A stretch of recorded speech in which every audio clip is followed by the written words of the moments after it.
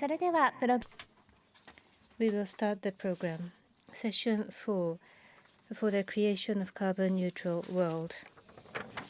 We have a program change. Our member from the Ministry of the Environment, on behalf of DG, Mr. Morishita, from Global Environment Bureau, we have Mr. Hiroshi Ono, a Deputy Director General, Global Environment Affairs. The moderator is Executive Director of Renewable Energy Institute, Teruyuki Ono. Good afternoon. Thank you for the introduction. I am Ono of Renewable Energy Institute. For the creation of carbon neutral world, in December of last year, COP24 was convened. From next year, the implementation guidelines rulebook for the Paris Agreement was adopted. How to realize a carbon-free world? No time to lose. A full execution is required. 1 month before COP24, IPCC issued a report, the 1.5 degree special report. Some speakers already referred to this IPCC report. Under this report, not only trying a 2 degrees target, but 1.5 degrees is mandatory according to IPCC. There were 2 major points in IPCC report. By 2050, GHG emission must be in effect zero. In order to realize zero GHG emission by 2030 compared to 2010, 45% of emission must be reduced. Those were the 2 important messages of the 1.5 degrees report. By 2050, to have ambitious goal plus, as an intermediate goal, by 2030, we must start action. Immediate significant reduction needs to be started soon, right away, now. We have excellent participants from Japan and from the global community. How to realize carbon neutral, carbon-free world will be the topic. Whilst they kindly come to the stage, there are 4 panelists from the European Commission. Mr. Matthew Balu. EU. As you know, consistently they have been the forerunner in climate action. 1.5 degrees goal and the new policy has been announced. From South Korea, President of Korea Energy Economics Institute, Dr. Yon Sun-cho. As we heard in the earlier session, like Japan, in South Korea, the fossil, not much abundant fossil fuel from overseas, they had to import. They also used nuclear. However, under the new Moon Jae-in administration, they have a different new courageous policy attracting attention from Japan. Despite this very busy schedule, from the Ministry of Environment, from the Ministry of Foreign Affairs, we have 2 representatives. Ministry of Environment, Mr. Ono. From Foreign Affairs, we have Ambassador Suzuki. Towards 2050, Japan is working on long-term strategy. Both of the gentlemen are deeply engaged in this endeavor. First of all, Mr. Matthew Balu, about the European Commission long-term vision, please.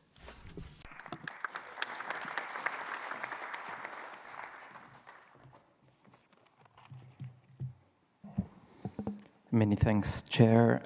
Ladies and gentlemen, it's a great pleasure to be here today. And I would like to extend my thanks to all the staff of the REI for organizing such a spectacular event. Last year has been a very busy year for the European Commission and the European Union in general. We adopted in December last year a whole new set of targets and a legal framework to put in place to implement our climate ambition towards 2030 and guide and prolong and accelerate our development of renewable energy and energy efficiency.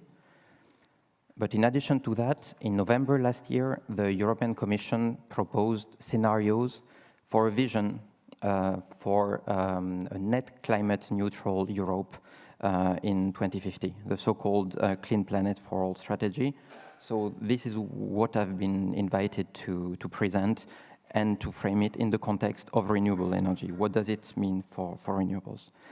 So I will start with the state of play of renewables in the EU. This morning, Haimi Bahar from the IEA presented something very similar for the global situation. That is to say that you have a picture for the total share of renewables. In the EU at the moment, it is somewhere at 17.5% of all energy use, but it hides differences in the fact that our progress has been relatively slow on transport and in heating and cooling, while for electricity, we're already above 30% of renewables.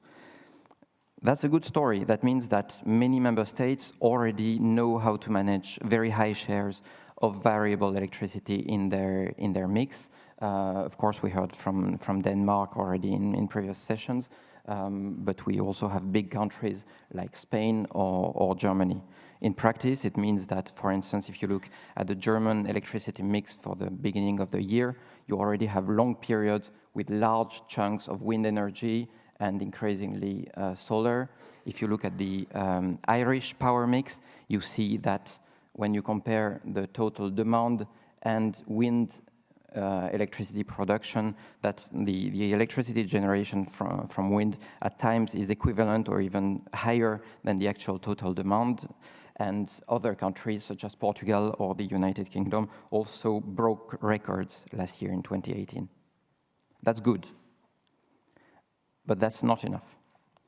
What we've seen is that even with the new policies that we put in place for 2030, even with our 30% renewable energy target for 2030, all of these brings us only to about 60% reduction of greenhouse gas emission by 2050. That is not consistent with the EU's commitment under the Paris Agreement, with the EU's commitment to continue to lead the global fight against climate change. We committed to 80 to 95% reduction of greenhouse emission, which means that we have to accelerate the action and go further. This is the starting point of the long-term strategy. It involves all sectors. It means that all sectors must reduce their emissions considerably. That's a very complex endeavor, and this is why the European Commission has been working on different pathways. Each of these pathways explore the different available options and mixes them differently. And this way you reach different levels. The next one is very, very complex. I won't go into the detail of this, but I'll break it down to you, that you have an idea. So we designed 8 different scenarios. The first 5 each go deep into one option. Deep electrification of all the sectors of the economy, development of hydrogen or other synthetic fuels based on a high amount of renewable electricity, going deep into all possible options for energy efficiency or for resource efficiency.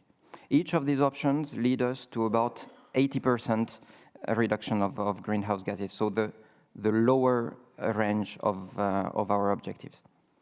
If you combine all of these options in the most efficient way, you arrive at about 90%. What we did is go further and present 2 additional scenarios which would achieve a net climate neutrality. And that is where all remaining emissions are offset by negative emissions. These negative emissions can be found mostly through technological options in the first of these 2 scenarios, which we call compatible with a 1.5 degree global warming. So technological or behavioral, that is a change of lifestyles towards more sustainable ecological lifestyles. What is important is that these scenarios do not assume radical changes. They are realistic, they are based on technologies that are available or that we can see very realistically in the future.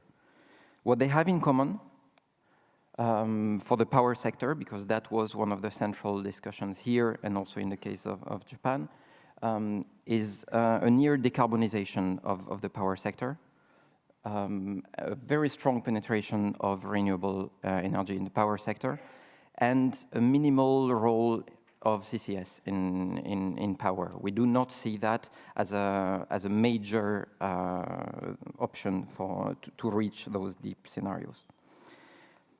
The scenarios use all the building blocks, or let's say main policy domains. So they will really require a very transversal policy action to be able to deliver. Energy efficiency first is explicitly the primary principle of the current European energy and climate policy. The cheapest, easiest, safest way to deliver greenhouse gas reductions. Next to that, of course, renewables, and then developing this decarbonization in other sectors. And as you can see, for the remaining chunk, tackle them with carbon capture and storage, which would be mostly in those sectors that are hard to decarbonize. So really, that remaining orange and pink section. The gray below is the non-energy uses of fossil fuels. What is relevant for renewables? The main element, and it's been discussed already at length today, is electrification. The share of electricity in final energy demand is increasing considerably, in some scenarios, plus 150%. And that electricity will be renewable, 80% in the lowest case. And that renewable electricity will, in turn, allow to decarbonize those sectors where we have not managed so far to get into deep emission reductions, such as transport, for instance, such as industry, through hydrogen, through other synthetic fuels. And that, of course, requires, we've heard it already, a smart power system that facilitates this. The first clear benefit for the EU as a bloc that is heavily dependent on energy imports is a reduction of that import dependence. And we see massive savings from producing from domestic sources. But there are many other benefits. So the way I would like to picture it is, don't picture it as an economic challenge, but as a modernization strategy for the economy. That's how we see it. Our way to remain competitive and to become more competitive will be really to embrace that transformation. And we have already completely decoupled economic development from greenhouse gas emission. And we see that continuing. So if you look at the 1990 to 2050 period, you would have minus 90% or more emissions, and a doubling of the size of the economy. And all these scenarios have either a neutral or a positive impact of that on that economic development. Of course, employment, that's harder to quantify, but we know that renewable energy is much more job intensive than the fossil economy, for instance. And of course, an improved public health, democratization, we heard about it. One big challenge that we are facing already currently and that the Commission is addressing, it has been discussed and mentioned a bit previously, is the just transition. How do we deal with those sectors, those regions that don't have a place in that 2050 future, the coal sector clearly? How do we support those industries that will have to fundamentally transform and adapt, the energy-intensive industry in particular? So we are paying particular attention to leave no citizen, leave no region behind. So I will conclude by explaining that it's a very complex agenda. It's really a fully transformative agenda for the whole European economy that we are proposing. It will require a mobilization of all sectors, of all resources, innovation, research, finance, politics, actors, stakeholders at all levels, in the public sector, in the private sector, citizens, etc. For the process, it's important to focus on doing what is possible now. We can go much further. We've heard it about renewables, but also for climate change, it's important to understand that action now is much more important, much more efficient than action tomorrow. And the discussion on this has only started. We have strong support from member states, from ministers. I hope that this can provide inspiration for the discussion in Japan, and I'm happy to discuss it later. Thank you. Thank you very much, Matthew. The IPCC 1.5 degrees report, it was only published October, but already the European policy has embedded that very fresh report that was very stimulating for Japan. Mr. Dr. Yonsun Cho.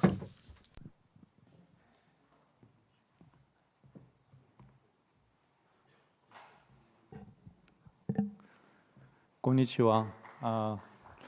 It is an honor to be here. I'm very thankful to present some Korean energy policy. Some content is duplicate to Dr. Sang-Hoon Lee, who present previous session. So I'm gonna skip some of the content. So this building is our research institute near to Busan. It's 1 hour away from the Busan. We're located in Busan. About 180 person they working at one place, and we're focusing on the energy economic and policy. So I'm gonna explain briefly about the Korean status of energy.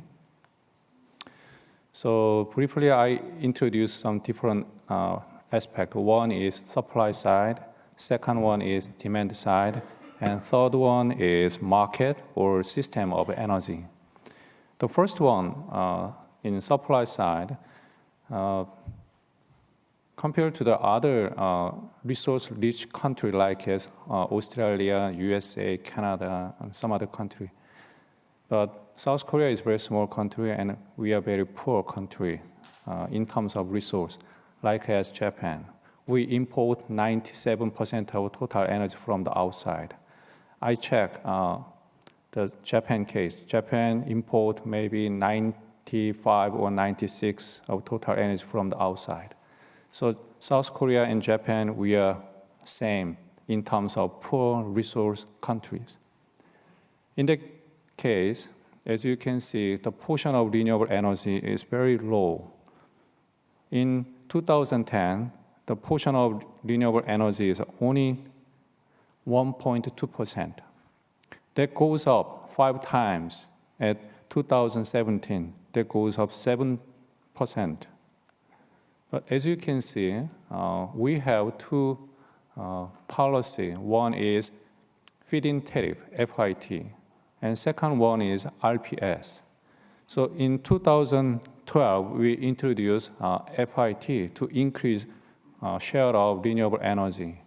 So if you see this one, there is increased pattern of renewable energy. But if you see the red line indicate share of renewable energy in electricity. Between 2000 to 2012, during the 10 years, the share of renewable energy is just 1%, not 2%. So we changed the policy from the FIT to the RPS. Then the share is a little bit increased until 7.4% right now. But exactly reverse way in Japan. Initial period, Japan applied to the RPS to increase renewable energy things, and then change from the RPS to FIT. But South Korea, we change reversely. Second one is demand side. As you can see, our demand for energy or electricity is still increasing and increasing. And also, one problem is energy efficiency. You can see the number, the red one. Energy intensity of Korea is 0.159.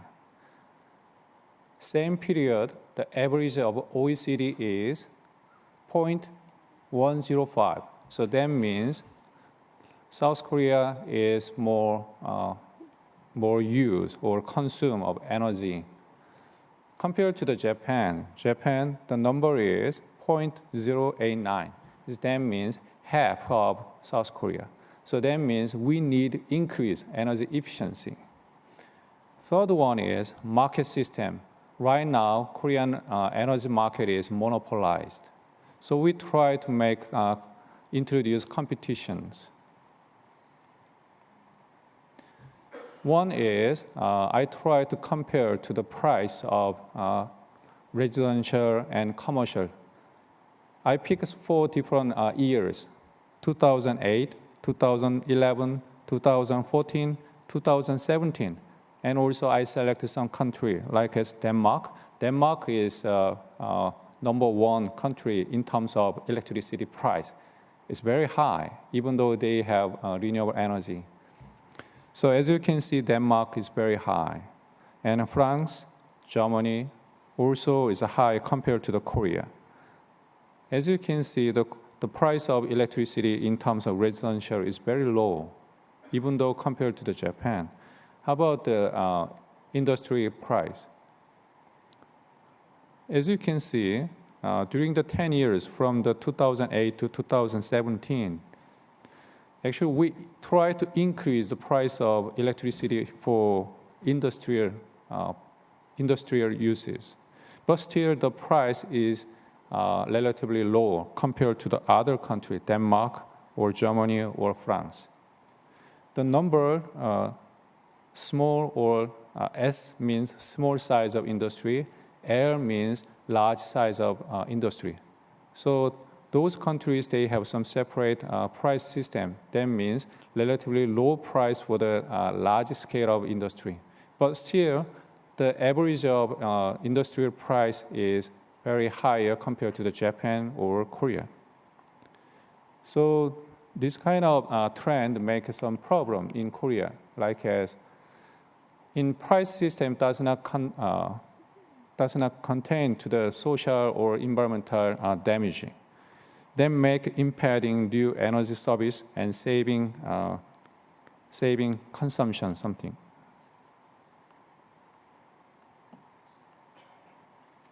So right now, South Korea, we try to change energy policy. One is, already Dr. Sang-Eun Lee mentioned about the nuclear power plant phase out. So we try to not build new nuclear power plant, and also we try to not to permit the extension of reactor operation. Suppose we keep this promise until 2010, 100, then we can draw this kind of pictures. This one indicate number of nuclear power plant. The left-hand side indicate beginning of operation. Some power plant, they use 30 years. Some nuclear power plant, they use 60 years. For example, this one, newly built is operating 60 years. So we add up. And then this is some turning point, 2023. The portion of nuclear power plant will be decreasing, and there will be zero when 2083 something here. Second policy is we try to reduce the coal power plant. So the government won't stop construction of a new coal power plant and shut down old power plant. If we draw the picture like this vertical line indicates number of coal power plant. Right now we have about 57, 58 coal power plant. And as time passes, the number of coal power plant will be decreased until 2052 or 2053. This line indicates the capacity of coal power plant. They're still decreasing and decreasing. We combine together like this. Everybody know nuclear power plant and coal power plant we call base load. That means we have to operating 24 hours and 365 days. But as you can see, the left-hand side is our current year. And then though it goes up and goes down, this is 2052 or 2053. This one indicates capacity of coal power plant. The yellow vertical line indicates capacity of nuclear power plant. So that means we have to prepare after 2050, because after 2050, there is no more coal power plant if we keep our energy policy.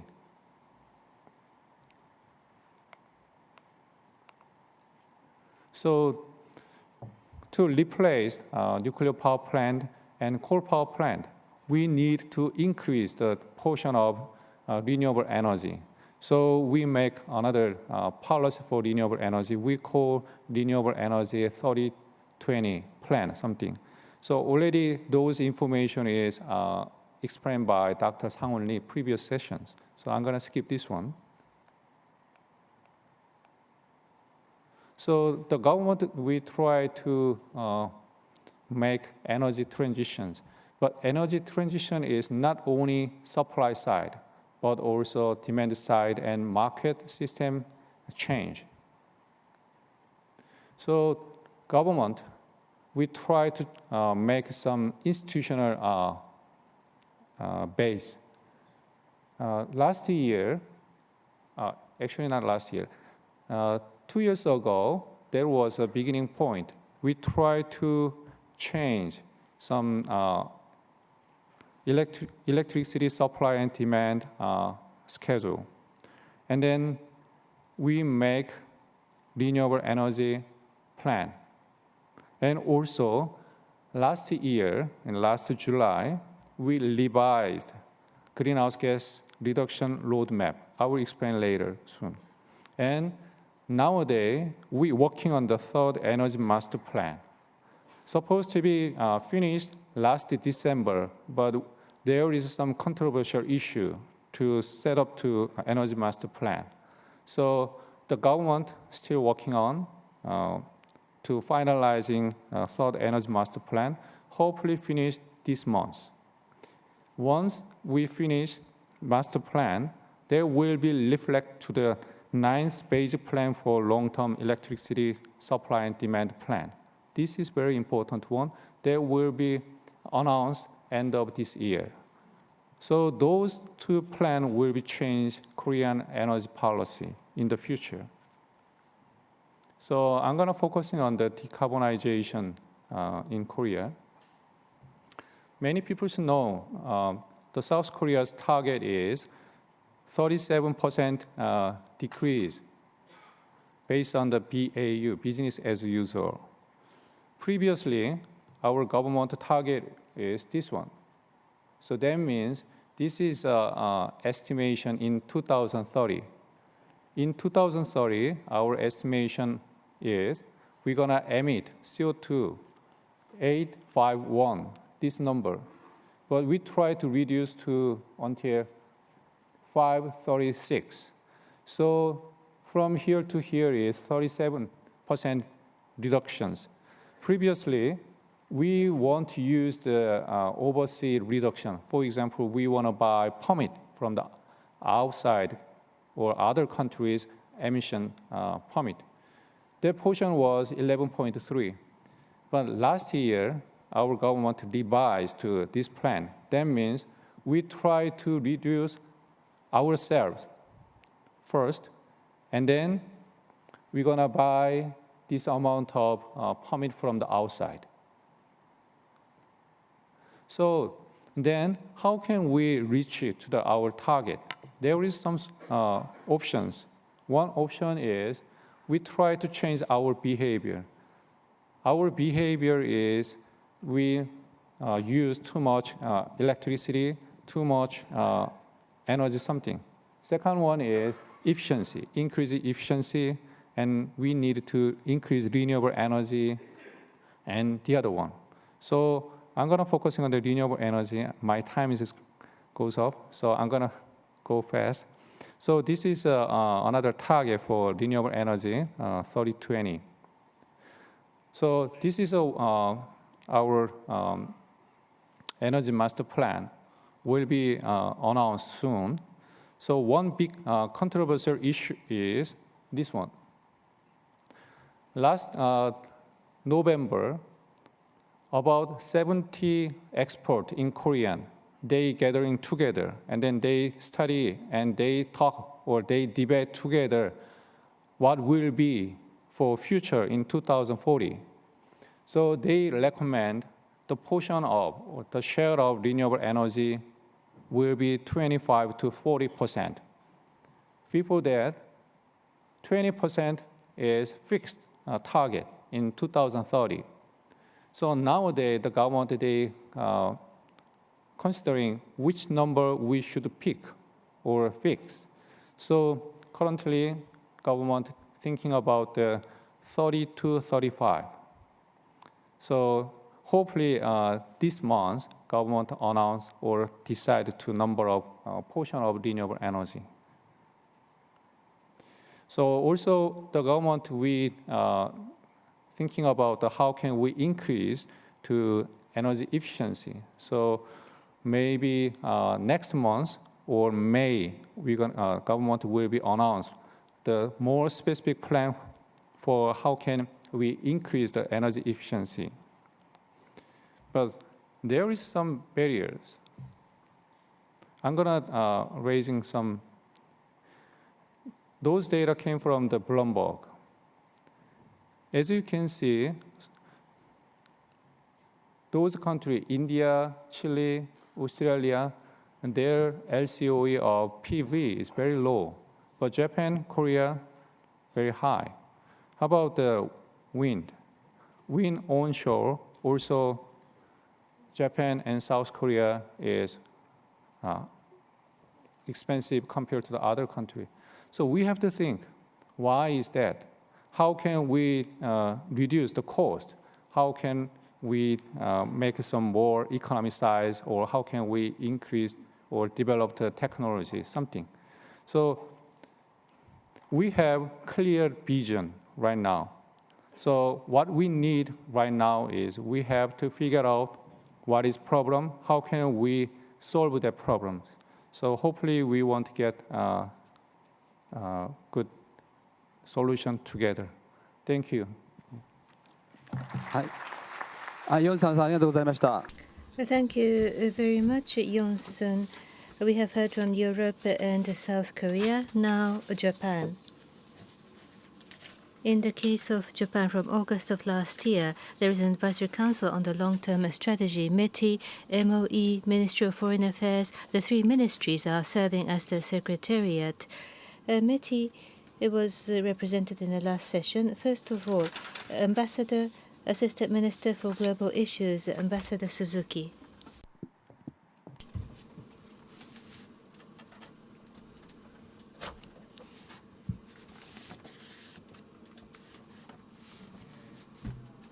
This year, Japan has the presidency of G20 in June in Osaka. A major event will be convened. Toward this, preparations are underway. In the field of climate change, CSWG, the Climate Sustainability Working Group, this has been launched. And the first meeting took place on the 15th and 16th of February in Tokyo. And what was discussed there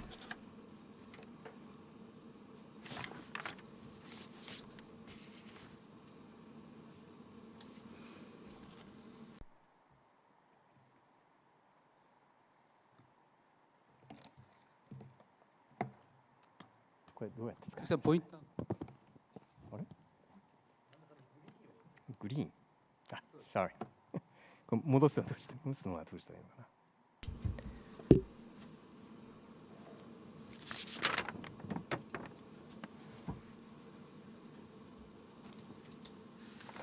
I'd like to mention the 5 points which were discussed at the CSWG.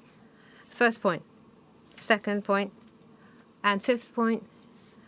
These are points which I'd like to discuss. One and two is about broad innovation and green finance and contributing through this to the international community.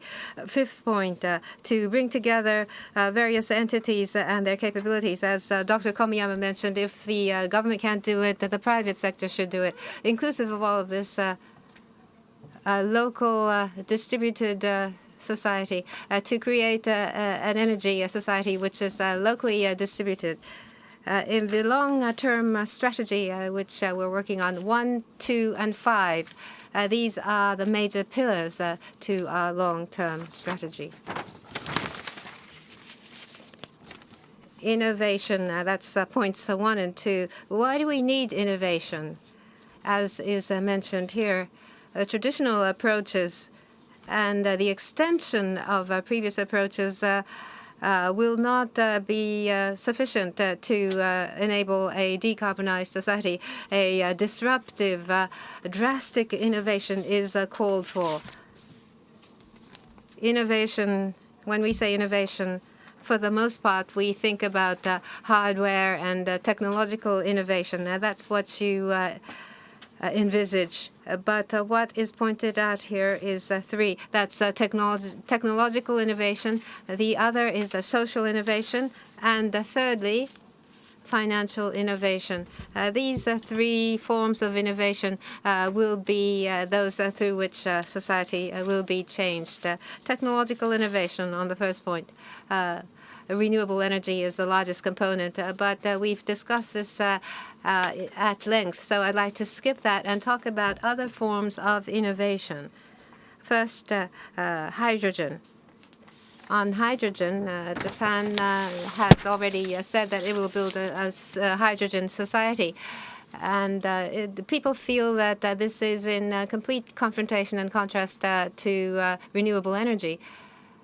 But that's not the case. If you look at this, for the time being, with regard to renewable energy, there is a variability which cannot be avoided. So in various ways, this will be resolved. One way we can do this is through hydrogen. Converting renewable energy into hydrogen and to accumulate this and to transfer and move this. Hydrogen is a vector of renewable energy, and it's very effective. CCS and CCUS, this is often discussed.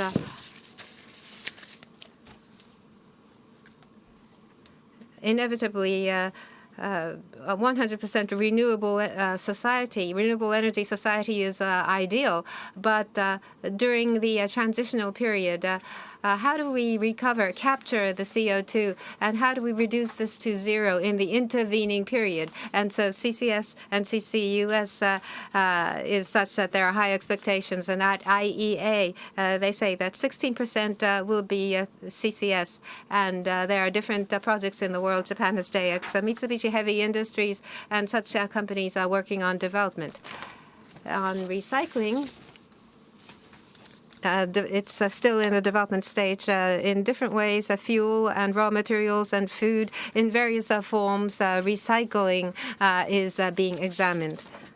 And the second pillar is a locally decentralized model already in Japan. In Fukuoka Prefecture, Miyama City, they follow the example of Stadtwerke in Germany, and they're playing a pioneering role in decentralization. And in the northern part of Japan, in Hokkaido, forest resources are leveraged to bring about different developments. And as for companies and cities, endeavors there, this is an example of Daiwa House. Daiwa House, Saga branch building. This solar PV and storage batteries have been used so that this is a self-sufficient office. This is a very advanced power is supplied in a self-sufficient way. And we are hoping that this kind of approach will spread. There may be different ideas, but it's meaningless unless this is realized. And a major part of this is finance, money. to increase the funds channeled into innovation. One would be through green bonds, expanding that, and expanding ESG investment. These are major challenges. In Japan, ESG investment is on the increase, but there is still a lot more room for growth. For this and other reasons, there are different approaches being taken, but foremost, above all, what company in what way conducts green corporate behavior, and corporate behavior, how is it impacting climate change? This to be disclosed is important, and everyone making investment decisions based on this information is necessary. In Japan, we are a market mechanism country. We are a democratic country.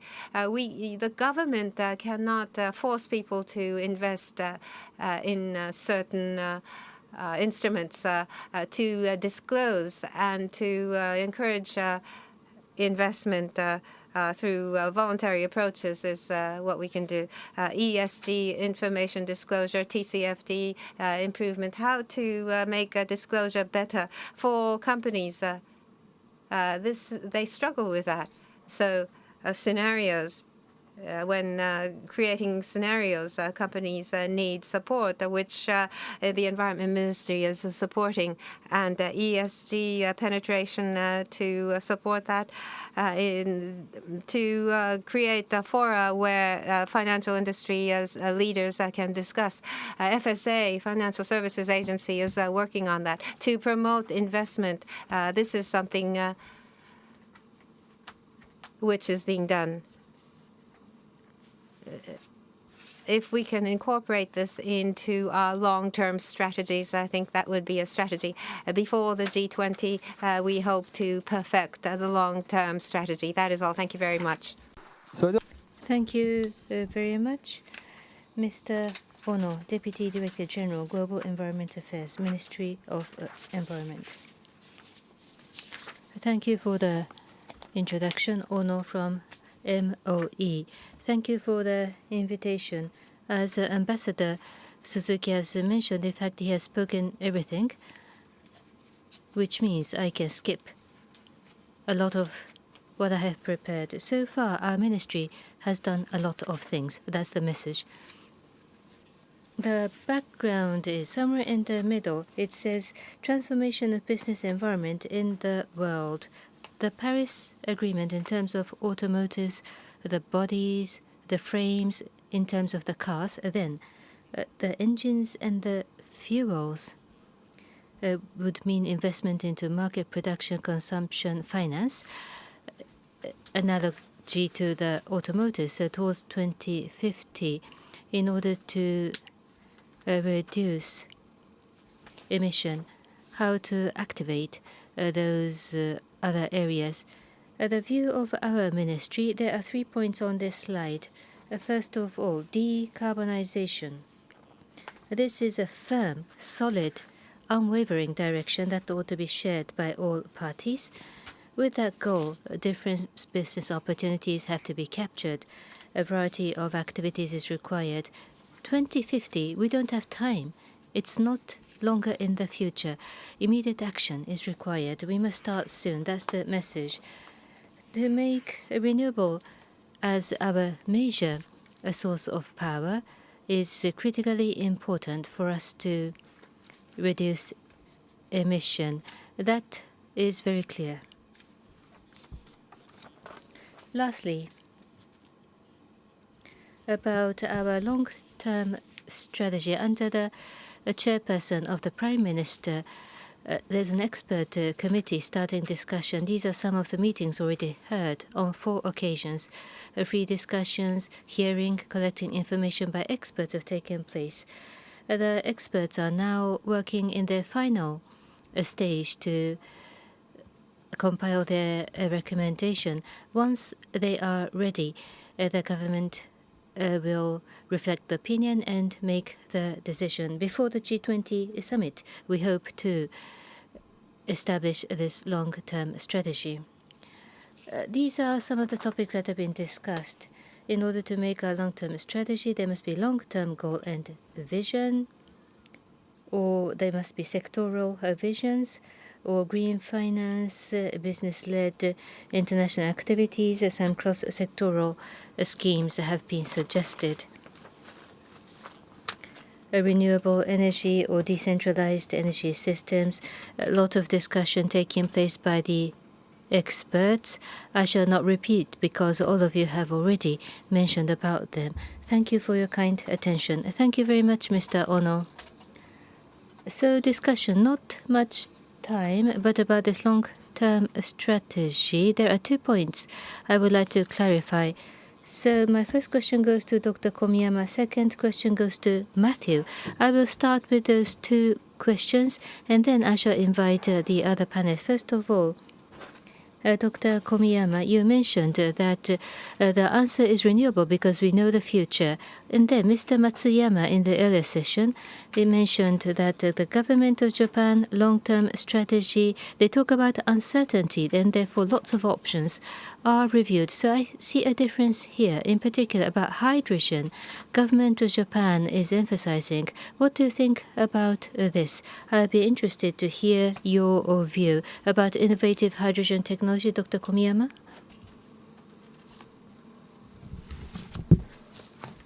To state my answer first, the priority is not very high. That's the ultimate answer. To explain, next center is not involved at all. Low Sea Society Strategy Center is a center which is looking at the future cost. It's calculating in various ways the cost for the future. Solar PV cost, to what extent that can be reduced, or storage batteries,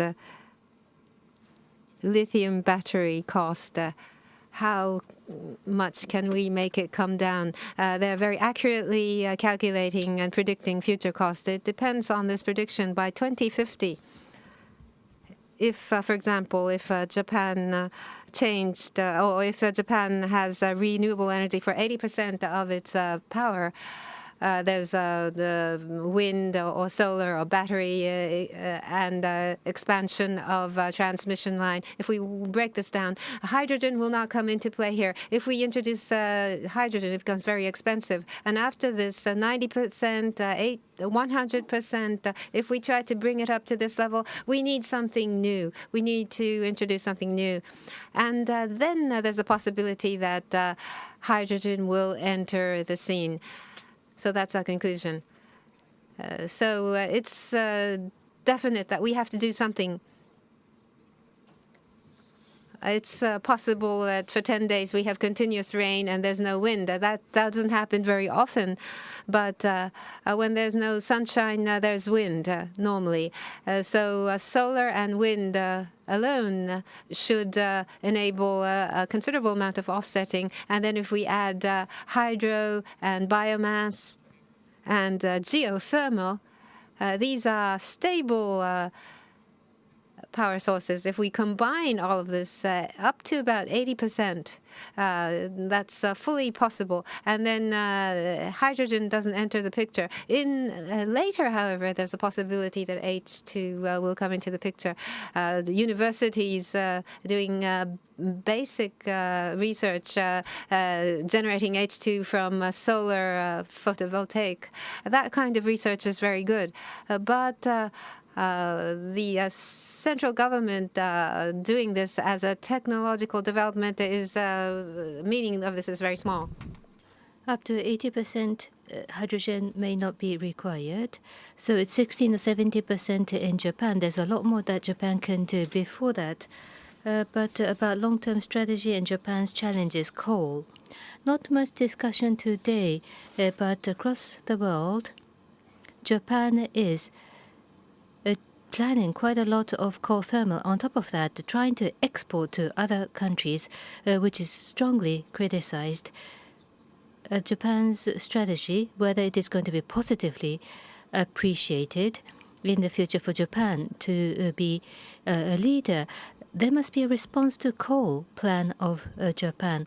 Coal thermal continuing that in Japan. There are two arguments. Number one is it is ultra supercritical, and that it is the latest state-of-the-art technology, so it's okay. And CCS, so that justifies Japan's coal, that the CO2 might be emitted, but they are all going to be captured, and it's all going to be captured, no problem. Those are the two arguments that justify Japan's coal plan. My logic is European Union. Some time ago, CCS for power generation was reviewed. Matthew, if you can talk about your observation about Japan's coal policy and about CCS in the power plant. What do you think, Matthew? Thank you. What we see on the European side is that if we want to go to those degrees of decarbonization, coal doesn't have a place in that picture, clearly. Also because 10 years ago, the European Union had great ambitions in terms of CCS, notably in the power sector. Invested a lot of money, invested a lot of political capital as well.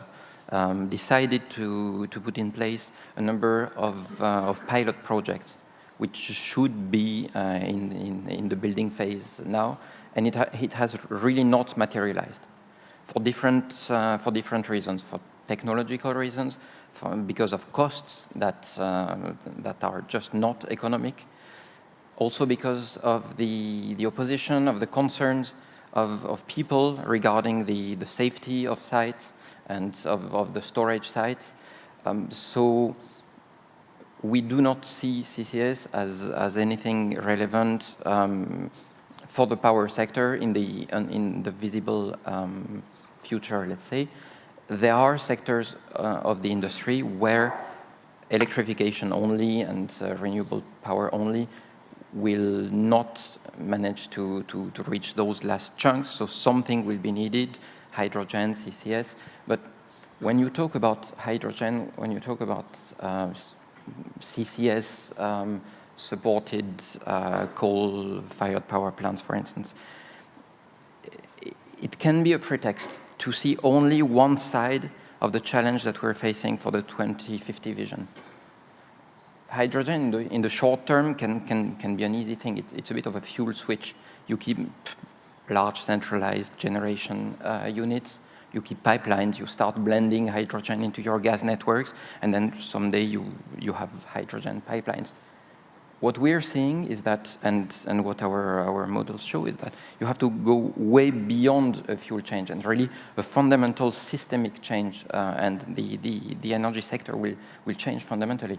And so hydrogen, exactly as Professor Komiyama said, is really something that we see as necessary as a later stage. It has to be prepared if we want to go into it. But honestly, if you want to invest billions, trillions into something effective now to decarbonize, put it into housing renovation, put it into the upgrade of your electricity grids, and put it and replace your coal power plants with renewables. ありがとうございます。 Thank you. About the CCS discussion in Japan, there are some unclear aspects, but in EU, in the power generation sector, to decarbonize the power generation, there is no relevance of a CCS. But then, in the other industrial sectors, maybe at the last chunk, there might be a possibility of little use. But in the power generation, you have mentioned that CCS has no position. Am I correct? That's what we see. はい、ありがとうございます。 Thank you so much. So, Komiyama-san, Matthew, thank you for your comments. So, based on what you have just heard, I shall invite our three panelists for your comment. South Korea, going exit nuclear, exiting coal. But under the current situation, there's a long way to go in terms of expanding renewable, and therefore exiting coal, and without depending on nuclear, it's going to be very difficult to improve efficiency in South Korea. So first of all, Dr. Yon Sun-cho.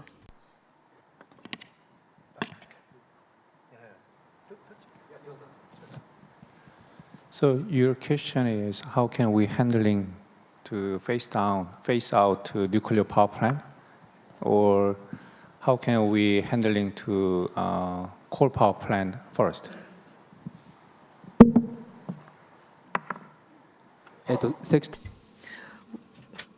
Well, you do have a plan to phase out coal thermal power plants. What's the discussion on the CCS?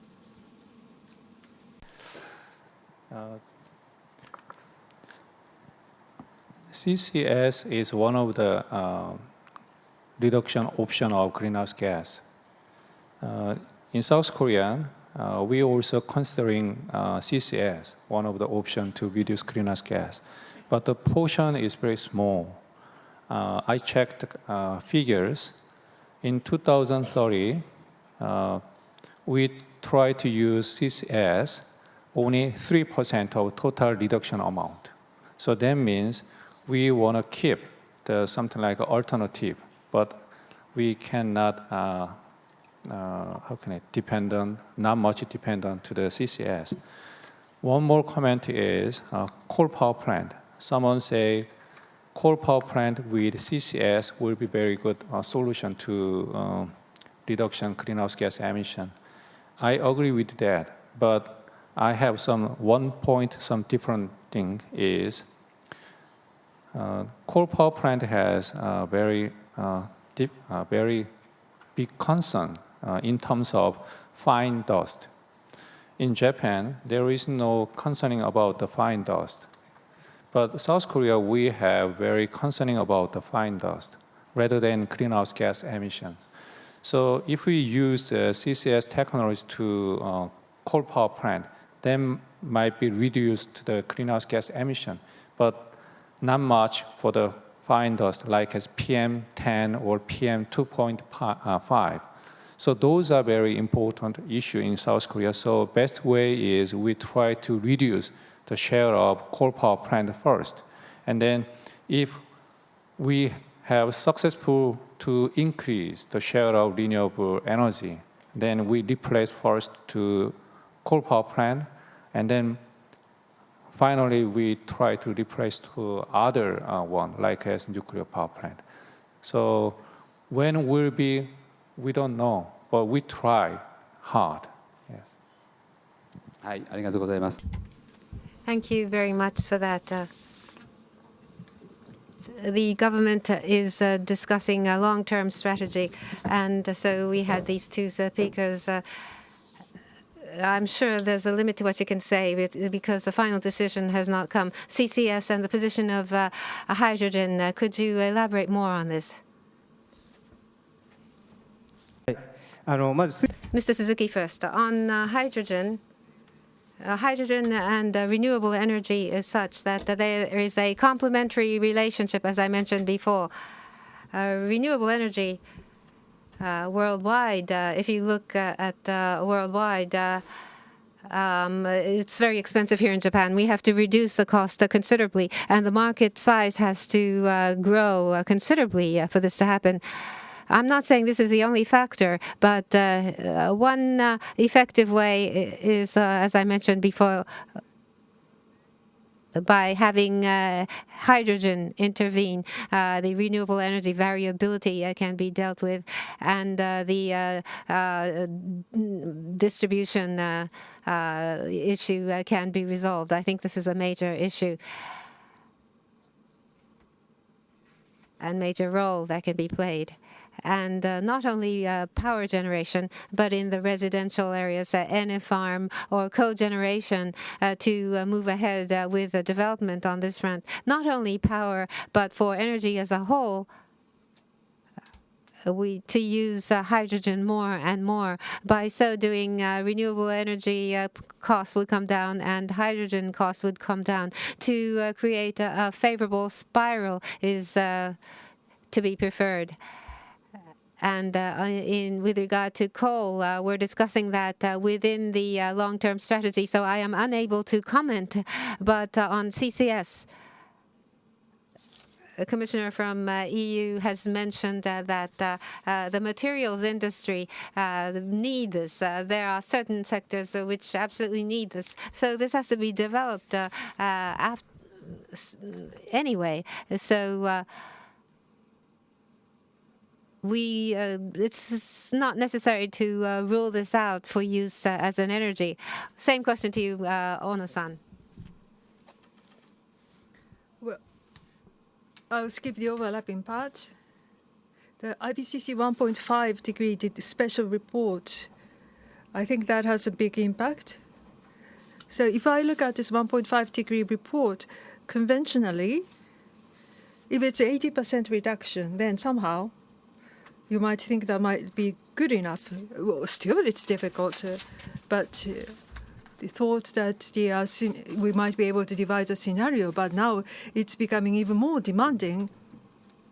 The MOE regarding hydrogen, this is derived from renewable energy source. That's the kind of hydrogen that's being developed, renewable energy and hydrogen. Are we talking about this combination or the renewable energy and the battery storage? Or is it going to be with CCS or CCUS? So for decarbonization, zero emission is the target. And denying one particular thing or making something that's mainstream, I think it's a little too early to make a decision on that.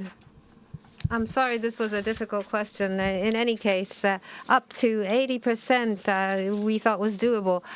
But in the 1.5 degrees C report, it said 100%, so we need different kinds of technology. There's a common thread running along with what Dr. Komiyama has said. So we have very little time remaining.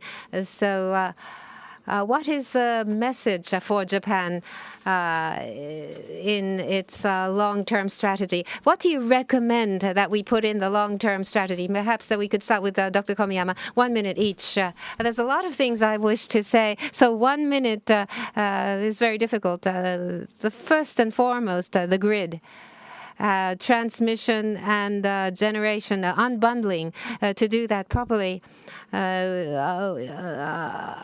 Under one holding company, we have a generating company, a transmission company. That's not good. To separate that completely is important. By so doing, I think we'll make a considerable advancement. Thank you, Matthew. Thank you. I think a lot has been said about that already. So let's say a clear vision that is ambitious and consistent with the 1.5 degree trajectory, and realistic measures that are really the effective ones. ありがとうございます。では、よろしくお願いします。 Thank you, please.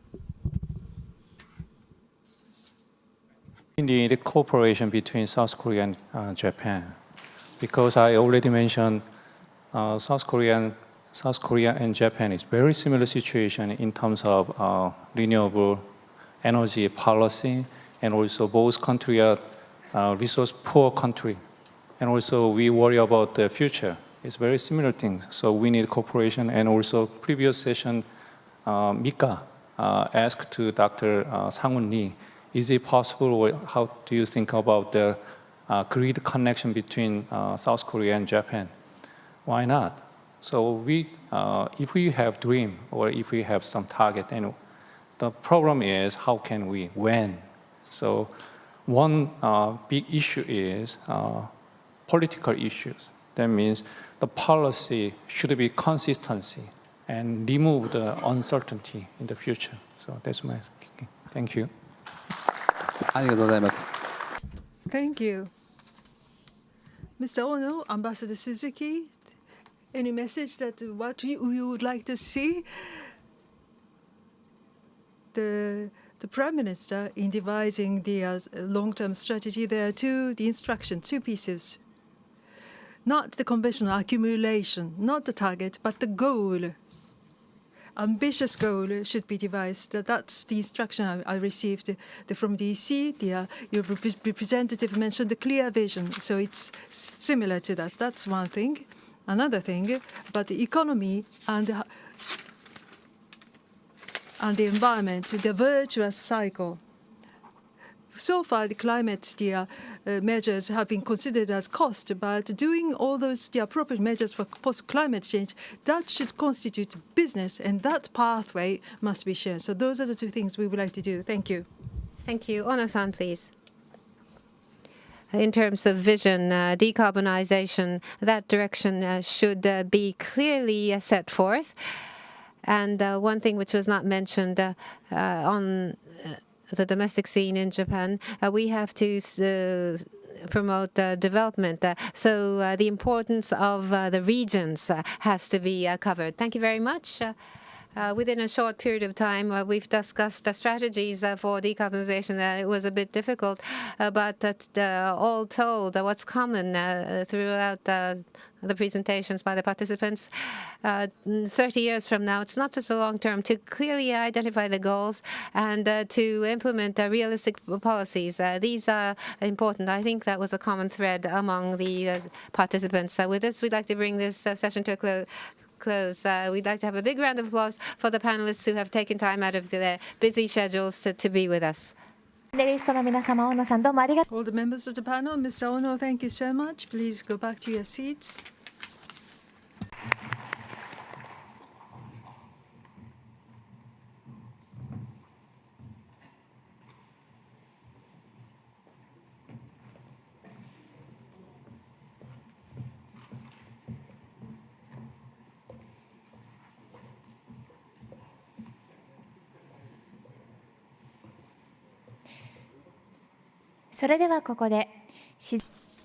May I invite Dr. Takejiro Sueyoshi, Vice Chair of Executive Board of Renewable Energy Institute, to deliver closing remarks.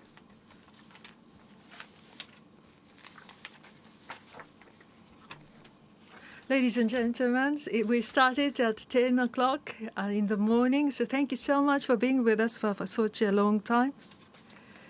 So as part of extending my appreciation, allow me to say just a few things. With 3/11, the March 2013, the revision started. This time, this is the 8th International Symposium. I owe this thanks to all of you, as well as all the speakers who traveled far from abroad, as well as those from Japan. So I would like to once again express my appreciation. So Renewable revolution, that's what we have been discussing today. What's your impression?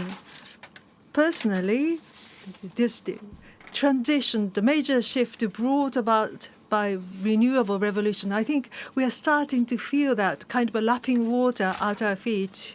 Professor Lee from China, I think you mentioned 2050, 3 billion kilowatts. That's 3,000 gigawatts. Renewable, both wind and solar. I was so impressed by those numbers. Irina, Mr. Amin. The transition in geopolitics was mentioned, change in trade structure, and also even the alliances in the security aspect would change because of this renewable shift. Once again, I was surprised to hear all those things. There are 2 or 3 things that I often think about these days, so allow me to just share that with you. First of all, on Paris the Accord, I think the overall atmosphere has changed. COP24, until the COP24, somehow trying to stick to this 2 degrees. I thought that was the overall atmosphere, but when I went to Poland, 2 degrees, I never saw that word 2 degrees. 1.5 degrees is all I saw. Right before that IPCC 1.5 degrees report actually changed the mindset of the people. I think that's what has happened. Naturally, I think many of you have read them. 2 degrees and 1.5 degrees.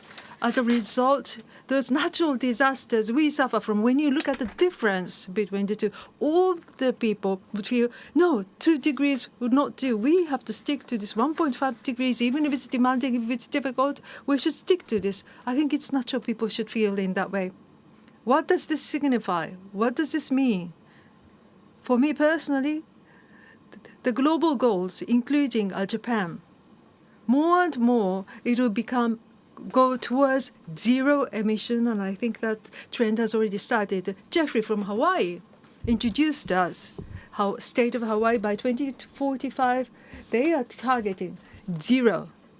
Already many countries, the cities, states, companies start waving the banner of zero. I mean, 0, 0, 0, just like parading zeros. In the 21st century, the global as arena, if you want to compete in the global arena and want to win, if Japan feels that way, if your corporations or organizations feel that way, we cannot run away from this zero target. Matthew from DC said this at the end, zero, or I think you emphasized the 1.5 degrees scenario. In February, Christiana Figueres visited. I was with her in Kyoto and Tokyo. Christina repeatedly talked about the 1.5 degrees. So people's mindsets or kind of changes in the atmosphere. To what extent people in Japan, we have been feeling those changes. Secondly, more recently, about Japan and Japan's future, I have more and more concerns. So let me share those with you.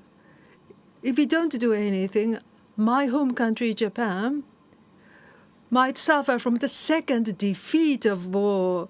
No, this is not really about being defeated in the war with weapons, but about in the shift to decarbonize the society. We might actually find ourselves like a defeated country with the zero emission, the targeting, working hard on the climate policies in any country, in any company, any organization. You have to do this. But zero emission, on the back of the zero emission, I think it's a new international competition. There's this new international competition, the state strategies or the corporate strategies, so that you can become a winner. I think those are the things that we have been witnessing now. Zero emission, 1.5 degrees. I think they have changed the kind of games that we have to play going forward. Renewable revolution, if you are lagging behind, then Japan, without doubt, will be defeated. We will be a loser. We should aim at the social shift. So this is really none other than social revolution. It's not just about simply changing energy. To change energy, the society itself needs to change. If energy goes through a revolution, the society, the user of energy, must change significantly. I think those are the implications that we see. They're having a review of the rules of the game. TCFD is one thing, and also starting in the United States, practices have already started for SASB, sustainability, the business accounting, SASB. See, in a nutshell, the battle to shift the society, this is something that the state as a whole is working to fight for. For each ministry, if I may say this to the government, it's not something that should be discussed in silo of a ministry. As was mentioned already in Germany and the Scandinavian countries, as I look at their initiatives, their efforts, many countries have already in the final game. Looking at Japan, we are not really sure whether we can challenge. Whether we can recharge. I have several requests, including us, including your minds. There might be some borders, the state borders, territorial borders. I would like you to destroy that, because we have learned so much about overseas, but the tangible speed, acceleration has not really occurred here in Japan. Why? As I look at it, perhaps there's a kind of obstacle wall in our minds to reject what's been happening overseas, because foreign countries are foreign countries. Japan is Japan. Japan's uniquely unique, so to speak. So we are no longer in a time where we can just say Japan is unique. I mean, we cannot survive if we speak talking like that. Foreign Minister said, Kono in the morning says that we shouldn't be bound by conventional concepts. There are sense of values. In the new sense of values, we should be honest. I mean, we can't just say that Japan has been working hard, so it's okay, we can just stick with this. Second request, from words, translate the words to actions. Learning is, of course, important. At the Renewable Energy Institute, to you, I would like to offer you new information in new places. We would be creating many opportunities so that you can learn things. But without practicing, what would happen? If you have learned, you don't take actions, then you're still in the dark. You have wisdom. If you have knowledge, why we still can't translate those into actions? In my mind, in my opinion, I think that's because of the lack of the sense of crisis. There are two kinds of sense of crisis when I talk about this. One concerns global issues that we are faced with, especially against climate change. Based on scientific knowledge, there is a lack of sense of crisis. That's one. Secondly, Japan has been so lagging behind, and yet there's such a lack of sense of crisis. The latter one is so serious. Director General Ami, I think, mentioned a new world. A totally new world is now born. Or Matthew talked about a clean planet for all. So it's about creating a totally new world together. They have the long-term view, bird's-eye view, and big picture. And those overseas countries are making so much progress. Japan has been lagging behind. When I say lagging behind, sometimes if you just focus on short-term view, if you're just looking at, even if you are saying the long-term view, and if it's something about translating into action beyond 2050, and in the next 5 to 10 years, that's an important period. If you try to avoid those discussions, then while the shift has already started, we'll still be lagging behind. And Japan may be left behind in the 20th century. Somebody said this already. 21st century, already 18, 19 years have passed in the 21st century. But we are still fully immersed in the world of the 20th century. As you know, in Sweden, there was a 16-year-old at the COP24. When she gave her speech, she was 15. Greta Thunberg. How do you pronounce it? Thunberg? Greta Thunberg. At COP24, she delivered a speech. Let me introduce some of what she has said. She said the following: crisis, when it's perceived as a crisis, only when it's perceived as a crisis can it be resolved. If under the present system, problem solutions are difficult, if people say the solution is difficult, then please change the system. I'm delivering this speech to you because I wanted to communicate this. Change is coming. Greta followed up with the following: the real power belongs to the people. People is all of you in this hall now. You are the ones that have the power to bring about change. And Greta further said as follows: you are never too small to make a difference. Even one person can bring about a major change. She was 15 then, she's now 16. And as you know, she didn't go to school. She went on a strike so the adults would notice her. When she started in the fall last year, for a whole week, she did not go to school. And she only goes on Fridays. 2 weeks ago, students that resonated with her, 10,000 of these students went on strike. The young people are standing up And 10 years from now, these people will be the ones that move the world. So change is coming. One son from China said, renewable energy is the future. And Dr.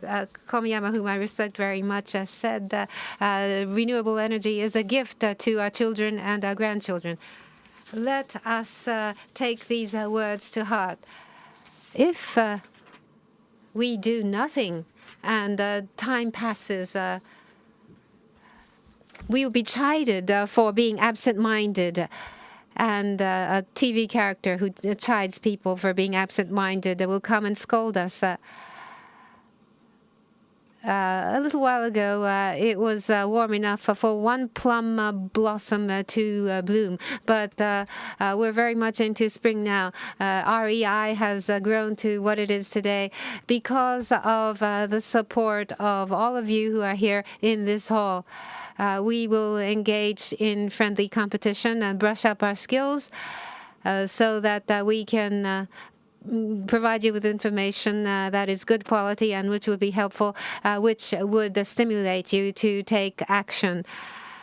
Going forward, we will be planning many events like this one, at least next year in March when we have revision 2020. We hope we can have more smiles in the hall. Thank you very much. Thank you very much. So that concludes our symposium.